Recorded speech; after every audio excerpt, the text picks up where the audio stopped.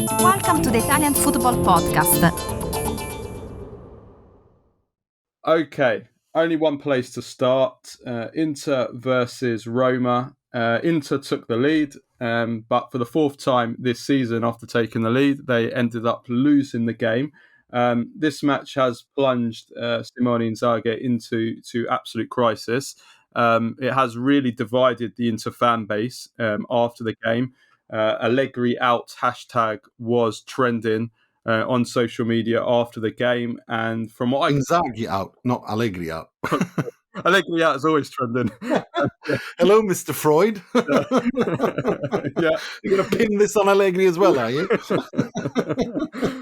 Well, you would love to swap managers, so why not? Eh? Why not? I think for their sakes more than anyone. I think, yeah, I do. I would. I think Simone Inzaghi with the squad that you ever have, I think it would suit him more and his football more, maybe. Are you then from that? Are you Inzaghi out then? No, absolutely not. I think it would be suicide in this situation. Look, my take on managers is very simple. It's always been like this. And I saw Claudio Ranieri saying the same thing today, that the only time you change a manager is if he's lost the dressing room. And I think it's evident that that's not happened here. So they believe in him. And they're fully behind him. Di Marco almost got angry when he was asked this for the fifth time after the game against Roma with an interview with Sport Media, said almost snapping, saying, look, we're all behind Inzaghi, period. Stop asking. Pretty much. And we've heard the same things from Lautaro, from Handanovic, etc., etc. So it's the players are fully behind him. And also, I got to say, just going off the game against Roma, the game just in and of itself, I thought I agree with Simone Inzaghi's analysis that this was Inter's best performance of this season. Now, granted, it wasn't a very fantastic performance. It was an okay, decent performance. It wasn't a great performance, but it was Inter's best performance overall, performance-wise, on the pitch this season.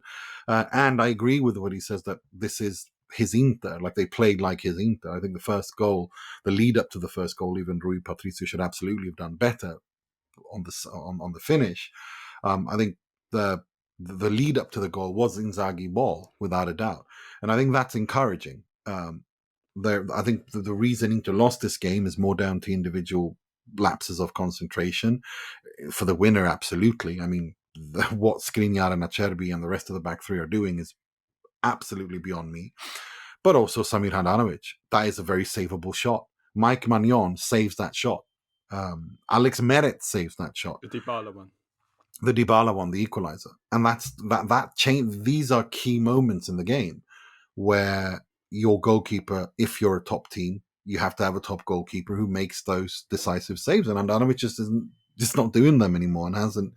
He's too inconsistent, because before that, he made two really good saves on shots that were, if it had gone in, it wouldn't have counted, because there was a free kick when, can't remember who stood on Dumfries' foot and basically took a shoe off.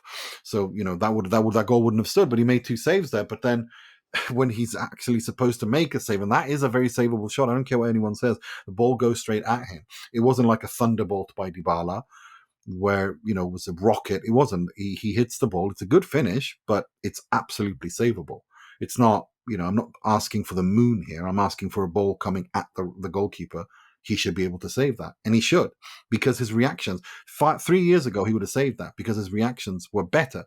He's slower. It's slower now, and it's only natural. This isn't a critique of Handanovic. It's Father Time is undefeated. The older you get, your reactions deteriorate, and that's true of everybody, and all, in life, not just football. But Simone Inzaghi, look, yes, I think he has a responsibility. I think, again, the reactive substitutions. I tweeted 4 minutes before the goal came, now's the time to make the substitutions, and he did them immediately after Roma scored what became the winner. That is absolutely on him. He needs to. This is something he needs to. He needs to react quicker. It's simple as that. And also he needs to make the Onana replacing Handanovic thing permanent, even if it risks pissing off Samir Handanovic, because He said himself after the game, in what was very diplomatic. I thought that was really intelligent of him to say that. He said that, we didn't deserve to lose the game. Our goalkeeper didn't even have to make a save, or didn't even make a save. Not have to, didn't even make a save. And you can interpret that both ways. You can interpret that as saying, well, they didn't create anything, Roma, and the 2 goals were, make of that what you will. And the other way to interpret that is Samir Handanovic is not good enough to start, and didn't make a single save, which is also true. So, yeah, that's that's a really interesting, that's a really interesting statement by him. But I think no, to sack him at this point when there's no real option there's really nobody to replace him. There's nobody to you can't afford to pay another manager, and who the natural replacement would be Thomas Tuchel, given that he plays back three. But where are you going to find the money to? And would Tuchel even be interested? I mean, it's just no, absolutely not. And also, above all, he's got the players still behind him. Yeah, I think. Listen, I think absolutely you don't sack him, but something has to change because as the famous saying is, the definition of insanity is doing the same thing over and over again and expecting different results. Well, I raised at the beginning of the season about the 3-5-2 formation and whether Inter have been found out, whether it's become too predictable. And I'm starting to think more and more that they need to make a change because, you look at the results, you look at the performances. Inter this season have 5 wins, 5 losses in all competitions, 5 losses in their last 8 games, which is, that's borderline relegation form. So, something has to change. He said at the end of the game that this was Inter's best performance of the season. And I don't know, given how Inter have played this season and underperformed, maybe it was their best performance of the season. But if this was their best performance of the season, then Inter, then it's just not good enough because, although Inter controlled the game, they barely created a clear-cut chance the whole game. There was the Di Marco goal, which, as you said, was a well-crafted goal.